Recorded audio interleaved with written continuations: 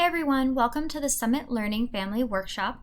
In this video series, we're going to take a deep dive into how assignments and grades work in Summit. So we will have 5 different videos that you can access. So instead of having one long video that you kind of have to watch from beginning to end, even if you don't need all the information, we'll have 5 videos. The first will be on Summit versus non-Summit courses. That's this video. The next video will be on understanding grades. The third video will be on the Summit Year View. The fourth will be on projects and checkpoints. And then the fifth will be on PFAs, AFAs, and CFAs.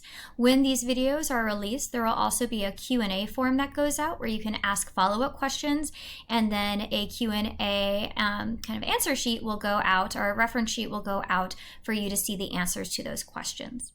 So let's dive into our first section, which is about Summit versus non-Summit courses. So first, if you're not sure how to see the Summit courses, this is the URL by which you can reach the parent login for Summit.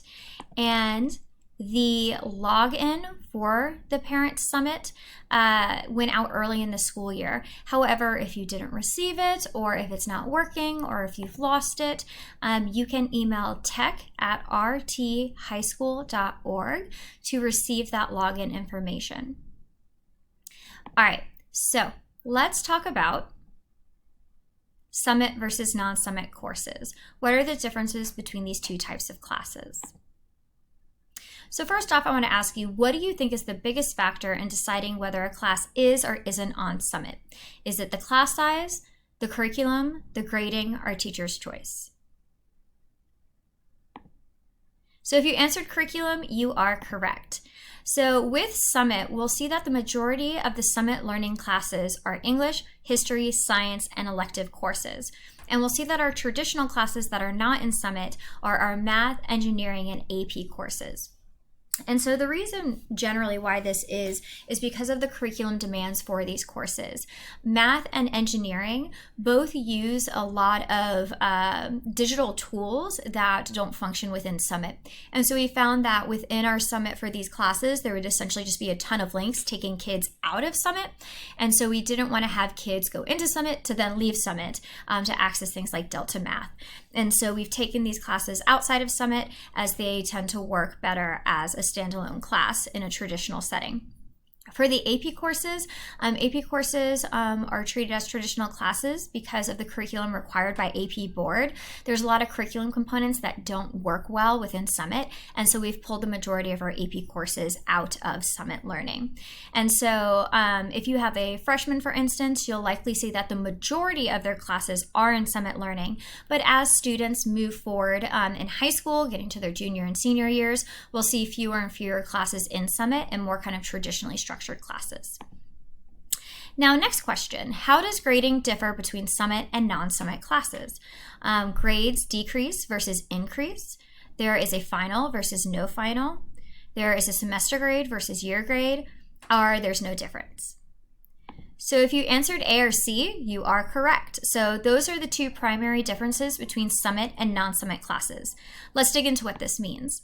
So with Summit classes, there is one summative grade for the entire year, while with traditional classes, there's 2 average semester grades. So for Summit classes, because it's a full year grade, you'll find that Summit class grades tend to start quite low, where students are being graded upon their skill levels. And when they're coming into a grade level, say again, it's a 9th grader, and they're being graded on the thesis skill, a 9th grader might not know how to write a thesis at all. And so their grade for that specific skill might be quite low. However, by the end of their 9th grade year, they should definitely know how to write a thesis. And so that COG skill will be much higher. And if you did not know this already, COG skills do replace. And so the highest iteration of a COG skill that a student receives is the one that sticks.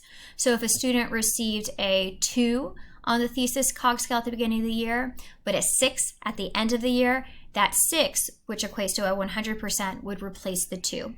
And so we have a summative grade for the full year where students are able to increase their skills as they go and their grades increase. Now, with traditional classes, generally a student will come in with the first grade that they receive, whether that first grade is a 60 or 100, and then as they get grades throughout the year, it continues to average. And so a lot of times students will start the year with a 100, and because the beginning of the year assignments are kind of easier and friendly, and then as assignments get trickier, their grade starts to go down a little. Because each assignment is equally weighted or weighted based upon some type of averaging, as opposed to the skills replacing each other. And so traditional classes work very different. Also, instead of having one summative grade for the full year, the 2 semester grades are average. So for instance, when we get to January 5th this year, that first semester grade is done. There's nothing the student can do to change their first semester grade, and they will then go into their second semester grade. So that operates differently. Now, one thing that both classes have in common are the 20% final exams. All classes will have a 20% final exam at the end of the year. So let's take a look at what this actually looks like in PowerSchools. So if I have a student here who is in VidPro 1 and they have a 72, I might not be so concerned about that at this point. It's a Summit class. The student's grade will increase throughout the year. We're in the second quarter and they have a C. Hopefully by third quarter, they'd have a B, and by fourth quarter, they'd have an A. And so we're hoping to see a letter grade increase with each passing quarter. And so I'm still feeling okay with this 72. Now, if in third quarter, about halfway through third quarter, my student still had a 72 or lower, I would become concerned. Now here in math, our student has a 59. I'd be very concerned about this. So math is a traditionally structured course, which means that on January 5th, this 59 becomes permanent, and there's nothing my student can do to change it. And so I would be contacting my student's teacher, I'd be sending them to office hours, I'd be supporting them at home to make sure that this 59 grade increases before the end of first semester. And so that's kind of the different interpretation of classes. VidPro, World History, Spanish, Biology, and English are all Summit classes. It's just this one math course is a traditional course. All right. A question that I did receive from parents are, will there be quarterly report cards? There are no quarterly report cards from our school.